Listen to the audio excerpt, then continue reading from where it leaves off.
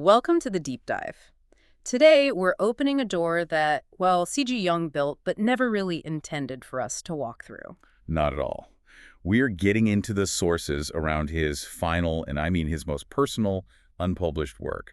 A manuscript he wrote in his last years, from 1955 to 59, he called it the Black Book of the Dead. And the premise here is just startling. This wasn't for us, it wasn't for the public, it was a kind of psychological instruction manual, and it was addressed to, and this is a direct quote, the one he would become after his own death. So our mission for this deep dive is to try and extract the psychological framework he was building for navigating mortality itself. And the whole thing was born out of this incredibly dramatic event in his life, his near-fatal heart attack back in 1944. Right. He talked about these visions he had with just unparalleled clarity. He saw the Earth from 1,000 miles away, and he was approaching what he felt was this enormous stone temple. And just as he's about to enter, his doctor, Dr. H, appears in the vision and basically calls him back. Jung said the disappointment was unspeakable. He felt like he'd been snatched away. He even resented it. He saw those extra 11 years of life not as a gift, but as this enforced preparation to get back to where he was going.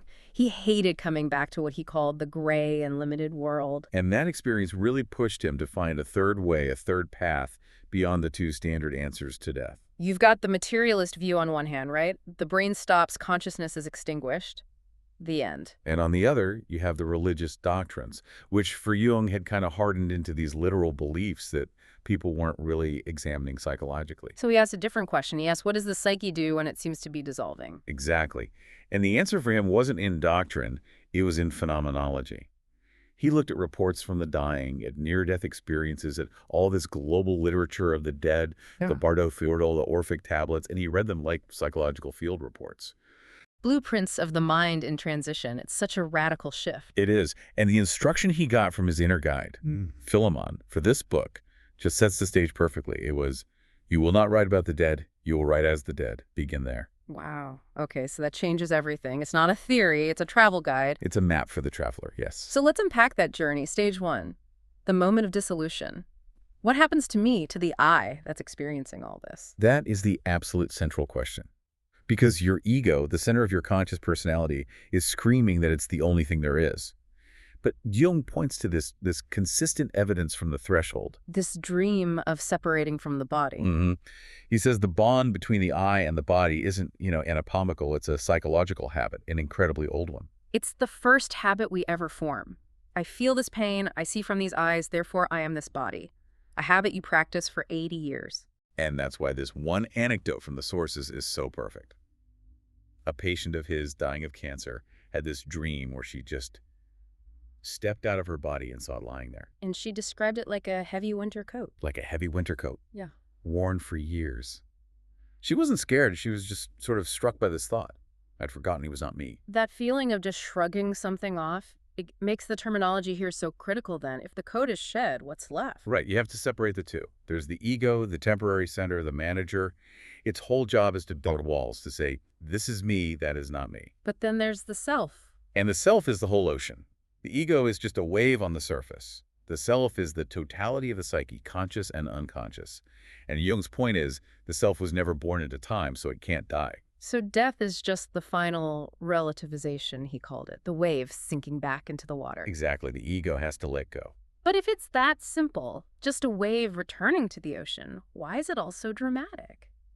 This brings us back to that 1944 vision and the light he saw. Yes, he was approaching that huge stone temple, and he felt this overwhelming sense of coming home, which lines up perfectly with what the Tibetan tradition calls the clear light of the void. So what is this clear light? It doesn't sound like a cozy, welcoming figure. It sounds fundamental. It's described as colorless, formless. It's pure awareness that is just aware of itself, the nature of mind, completely unveiled.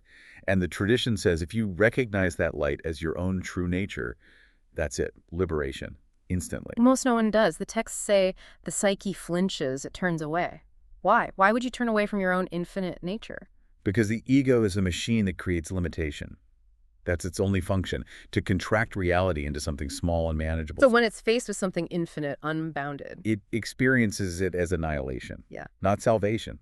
Right. It can't compute infinity. So it recoils, it flinches. And this is where it gets so practical, so relevant to us right now. The light itself isn't judging. No, the light is neutral. But the ego, seeing itself completely illuminated for the first time, judges itself. It sees everything it pushed away, everything it denied. The shadow, the unlived life, all the compromises. And it thinks, I'm not worthy of this. I'm too small, too broken, too compromised.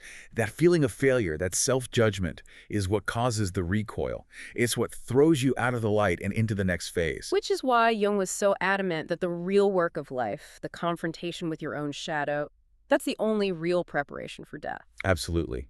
Every time you face a hard truth about yourself, every time you take back a projection, you are, piece by piece, reducing the weight that will make you flinch at that moment. You're lightening the heart for the final weighing. So after the flinch, you enter what's called the Bardo, the intermediate state, which Jung saw not as a punishment, but as a kind of mercy. A complexity of mercy, a decompression chamber. The infinite voltage of the light gets stepped down into visions you can actually handle. Encounters with gods, demons, landscapes. But, and this is the key, they are not external beings. They are projections of your own psyche. They are archetypes, wearing the cultural clothes you recognize. So whether you see Tibetan deities or Egyptian gods or Christian angels, it's the same underlying psychological machinery at work. It's all the many faces of the self presenting themselves one by one. And the first face you meet is the shadow, because there's nowhere left to project it, no one else to blame. You're alone with your own rejected self. And the source has this chilling story about an academic patient, Friedrich, a very rigid man. He died terrified, convinced he was running from the other, a figure that looked just like him but was, twisted, deformed, covered in filth. He was running from his own shadow. Jung suspected he was still running in the Bardo. What you refuse to face in life, you meet in death as your persecutor. You also meet the Anima, or Animus, the inner other. In his vision, Jung saw his Anima in a garden, and she just said to him, "We wait here together until you are ready." Which means the ego has to learn to yield, to be receptive. For a consciousness built on control, that's often the hardest part. And that yielding leads to the Great Reckoning, what Jung called the judgment that is no judgment. Right. It's not a guy on a throne with a lightning bolt. It is intrinsic self-knowledge. The curtain is pulled back and you see the complete, unedited film of your life. The life review. And it's not just seeing it. No. That's the part that's so terrifying. You don't just remember what you did. You relive it from the perspective of the other person. The pain one caused is felt as the one who was hurt felt it. You experience the ripples. Which brings us right back to the Egyptian scales. The heart weighed against the feather of truth. Psychologically, the heart is the ego's story about itself, and the feather is the self's standard of wholeness, of truth. And the weight isn't necessarily your sins. It's the unlived life, the harm you did because you were unconscious. Yes. The ultimate test isn't about success, but honesty. Jung heard in a dream, you are not being asked if you succeeded. You are being asked if you are honest. The trying is recorded. The effort is what matters. So after all this, after the Bardo, what continues? If the I is gone, what is immortality? This is the Ancestral River. This is where the wave finally fully subsides back into the ocean. The personal dissolves into the collective unconscious. But it's not about ego survival. Jung's idea is about the persistence of the pattern. What do you mean persistence is pattern? Okay, think of Beethoven's Ninth Symphony. Beethoven the man is long gone. But that complex, specific configuration of energy and meaning, the music persists. It's an ancestor in the collective. Your life becomes a thread woven into that fabric. My consciousness becomes a permanent part of the collective library. Exactly. And that's where rebirth comes in. It's not necessarily you, as you know yourself, hopping into a new body. It's about momentum, karma. If the work is unfinished, if there are huge unresolved psychic debts. Unfinished business. Precisely. That unfinished business creates a kind of gravitational pull towards new conditions, a new life, to continue the drama until it's resolved. And resolving it is the ultimate goal.